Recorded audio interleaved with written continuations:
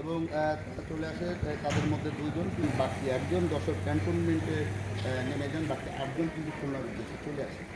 পর মুহূর্তে গোপন সংবাদের ভিত্তিতে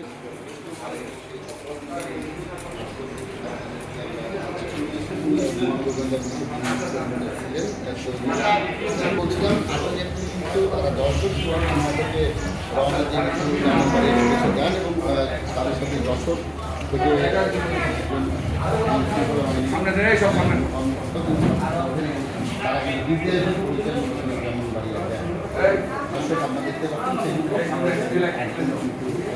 দেখতে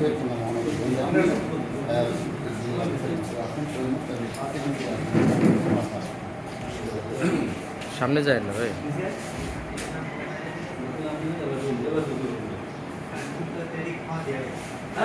আপনাদের সবার বাড়ি খুলনাতে? হ্যাঁ, কী করেন আপনারা? হ্যাঁ, অটো চালান। আপনি কোন স্কুলে জব করেন? কোথায়? আর আপনি অটো রিক্সা চান? আপনি অটো রিক্সা? হ্যাঁ, আপনাদের ডুমুরিয়া? সব ডুমুরিয়া। এই 8জনের ডুমুরিয়ার বাড়ি। দর্শক, আপনারা শুনলেন যে 8জনের 6জনে কিন্তু ইজি বাইক চালক, বাকি 2জন নবীনগর। নবীনগর কজন নামছেন? আর বাকি 2জন?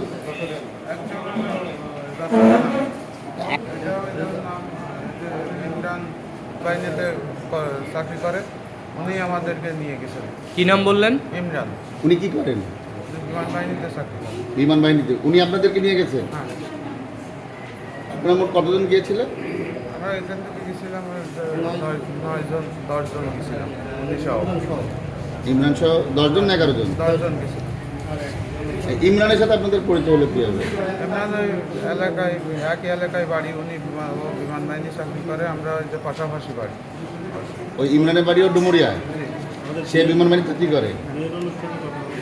এর হ্যাঁ, বিবাহ যখন ওইখানে যে ওই গাড়ির ভিতরে বসেছিলাম, হ্যাঁ, আমরা ওই জায়গায় ছিলাম না, আমাদেরকে ওই রাস্তার ধারে গাড়ির ভিতরে বসায় রেখে চলে গেছিলাম। হ্যাঁ,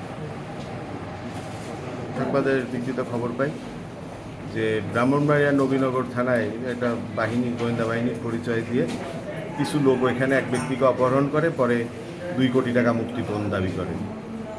তার পরিপ্রেক্ষিতে তার পরিবার তাদেরকে কিছু টাকা দেয়, দিয়ে ওই ছেলেটাকে ব্রাহ্মণবাড়িয়া কসবা রেলওয়ে স্টেশনে ওরা ছেড়ে দেয়। এর ভিতরে আমাদের এই খুলনা অঞ্চলের লোক ছিল 10জন। এই 10জনের ভিতরে 2জন নবীনগরে থেকে যায় ওদের ভাষ্যমতে, যারা ধরা পড়ে তাদের ভাষ্যমতে, এবং একজন যশোরে নামছে। আর 8জন, বাদবাকি 8জন এইখানে তারা নামে, নতুন রাস্তার মোড় নামে একটা জায়গা আছে আমাদের মেট্রোর ভিতরেই, ওইখানে নামে। নামার পরে স্থানীয় জনসাধারণ, গোপন সংবাদের ভিত্তিতে আমরা স্থানীয় জনসাধারণের সহায়তায় নতুন রাস্তার ওই মোড় এলাকা থেকে তাদেরকে গ্রেফতার করি। পরে তাদেরকে জিজ্ঞাসাবাদ করি এবং গোয়েন্দা সংস্থা, বিভিন্ন আমাদের দেশের যে গোয়েন্দা সংস্থার নাম করে তারা এই মুক্তিপণ আদায় করছে বা অপহরণ করছে, তাদেরকে আমরা ইনফর্ম করি এবং নবীনগর থানারও আমাদের বিষয়টা ইতিমধ্যে অবহিত করে। আমরা সেখানে কথা বলি, তাদের টিম অন দ্য ওয়ে, তারা আসতেছে এবং আমরা তাদেরকে তাদের ওই যেহেতু নবীনগর থানায় মামলা, সেহেতু আমরা নবীনগর ব্রাহ্মণবাড়িয়া পুলিশের কাছে তাদের হস্তান্তর করব।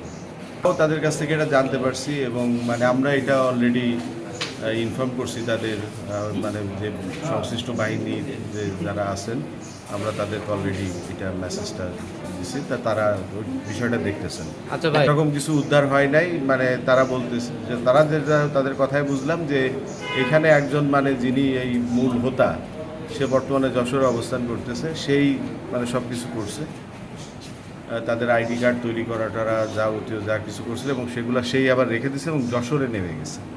তা আমরা তাকে গ্রেফতার করলে বা নবীনগর থানা পুলিশ তাদের গ্রেফতার করলে, তাকে এখনো গ্রেপ্তার করা যায়? এখনও আমরা কনফার্ম না সে গ্রেফতার হয়েছে কিনা, এখনও আমাদেরকে কেউ জানানো হয়নি, সে তো আমরা জানতে পারি না, তবে মনে হয় সে গ্রেফতার হবে। আচ্ছা, তারা তো সে